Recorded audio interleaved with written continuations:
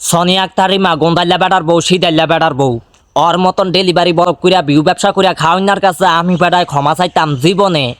Main কথা হয়েছে গা ওর নিয়ে প্রথম ভিডিও বানাইছি, বানানোর পর উনি আমার স্ট্রাইক মারছে। ওই স্ট্রাইক মারানোর পর ওরা আমি ভয়েস দিছি বা মেসেজ দিছি, মেসেজ দেওয়ানোর পরে উনি আমার রিপ্লাই দিল যে ক্ষমা চাই একটা ভিডিও বানান, তাইলে আপনি সমাধান পাবেন।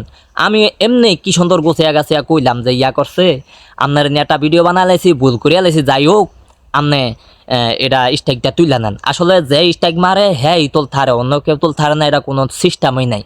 দেখেন আমি আমার পুরো অডিয়েন্স, আমার যত দর্শক আছে সবার কাছে আমি ছোট হইছি। এটার কারণে একটা চ্যানেল আমি অনেক কষ্ট করে উঠেছি ভাই, অনেক কষ্ট করে এতটুকু পর্যন্ত আনছি। ওই চ্যানেলটার যদি একটু সমস্যার কারণে যদি লড়ফঙ্গ ঠটফঙ্গ হইয়া জায়গা, ওই কষ্টটা বিফলে জায়গা। এই কারণে আমি আমার অডিয়েন্স পুরো জাতির কাছে ছোট হইয়া ভিডিও বানাইছি যে হেতি সমাধান দিব বা সমাধান করিয়া দিব, স্ট্রাইকটা উড়াইয়া নিব।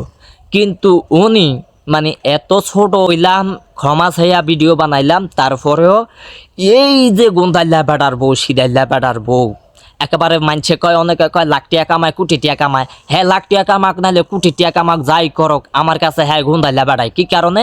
একটাই কারণ, হ্যাঁ বউ দিয়া বিউ ব্যবসা করে খায় অনলাইনের মধ্যে। যে বেড়ায় বউ দিয়া বিউ ব্যবসা করে খায় হে বেড়ার আমি বেড়াই মনে করি না, হে বেড়ার মনে করি আমি বেডি। কি কারণে?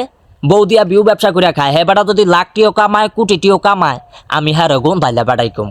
হ্যাঁ এটা বউ হইলো আমানত, আমানতের জিনিস সেফ রাখছে, তাইলে হ্যাঁ লাখ টিয়া কোটি টিয়া কামায়া হ্যাঁ সফল বেড়া। আমি কই হ্যাঁ একজন বেড়ার মতন বেড়া, যে বেড়াই হ্যাঁ বউ রে সেভ রাখতে পারছে, হ্যাঁ আমানতের জিনিসটারে সেভ রাখতে পারছে, হ্যাঁ ওই বেড়ার মতন বেড়া।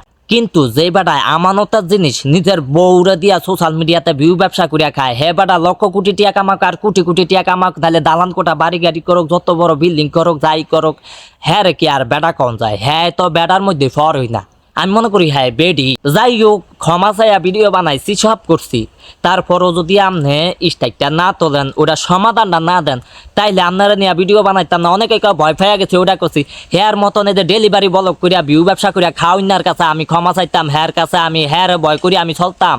এই দুনিয়াতে আমি হ্যার ভয় করিয়া চলুম জীবনে আমি বেড়ায়।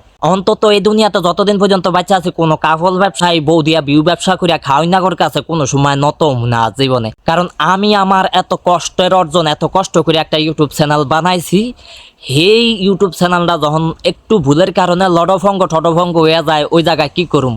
আমি এই কারণে নিজে নত হয়েছি, কিন্তু কোনো ভয় টয়ের কোনো কারণ নেই। আমার ইউটিউব চ্যানেলের এই সমস্যার কারণে প্রতিবন্ধী বানায় থুয়া দিছে, এটার কারণে আমি নত হয়েছি, নাইলে জীবনে আমি ফলায় নত হইতাম না। আমি আমার অডিয়েন্সের কাছে খারাপ হয়েছি কারণ আমি প্রতিবাদী ভিডিও বানাই। এই জায়গায় ক্ষমা প্রার্থী হইলে এই জায়গায় চলে না, এটা খাটে না, কখনোই খাটে না। কারণ আমি তো প্রতিবাদ করছি, যেটা সত্য ওটা তুইলা ধরছি। তুই বেটি উমরা করতে গেছ, উমরা পালন করতে গেছ, আরো মানুষ তো উমরা করতে যায়, বা অন্যান্য দেশের মানুষও তো উমরা করতে যায়। আরে বাবুরে সোয়াবের আশা উমরা করতে যাস, তুই তো ভিডিওর ভিতরেই ফোকাস। এটি কি আমি অন্যায় কইছি? আমি জানি যে আমি অন্যায় কোনো কথা কই নাই, আমি সব কইছি সত্য, সব কইছি একেবারে জেনুইন।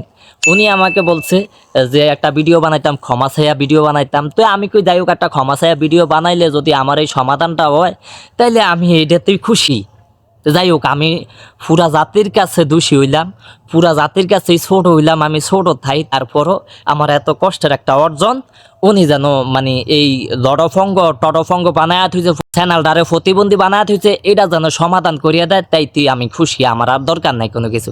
মানে অনেক কষ্ট করিয়া ভাই একটা চ্যানেল এতটুকু পর্যন্ত আনছি, একটা ভুলের কারণে যদি এতটুকু পর্যন্ত হয়, তাইলে এই জায়গায় ক্ষমা চাইলে আমার কোনো কিছু যাইব আইব না, আর আমি ছোট হইয়া যাবো না এই জায়গায়। লড়ফঙ্গের ঘরের লড়ফঙ্গ কোথাকার মানুষ, মানে কত লেভেলের সিটিং বাজ হইতে আরে, কত লেভেলের নিচু মনের হইতে আরে। মানুষের একটা দুইটা ভিডিও বানাই, যাই হোক ওই জায়গায় যদি ভুল স্বীকার করে বা ইয়ে করে, এই জায়গায় মানুষের মন একটু হইলেও গলে, একটু হইলেও গলে। আমি যে ভিডিওটা বানাইছি ওটার ভিতরে হাজারো হাজারো মানুষ কমেন্ট করছে ভাই এটা ঠিক হয় না, অনেকে একেবারে মানে নারাজ হয়ে গেছে, কষ্ট পাইছে, অনেকে আবেগ প্রণবত হয়ে গেছে। কিন্তু হর গুন্দাইল্লা বেটার বউ এইটাই ওর মন গড়ল না, ওর মন গড়ল না।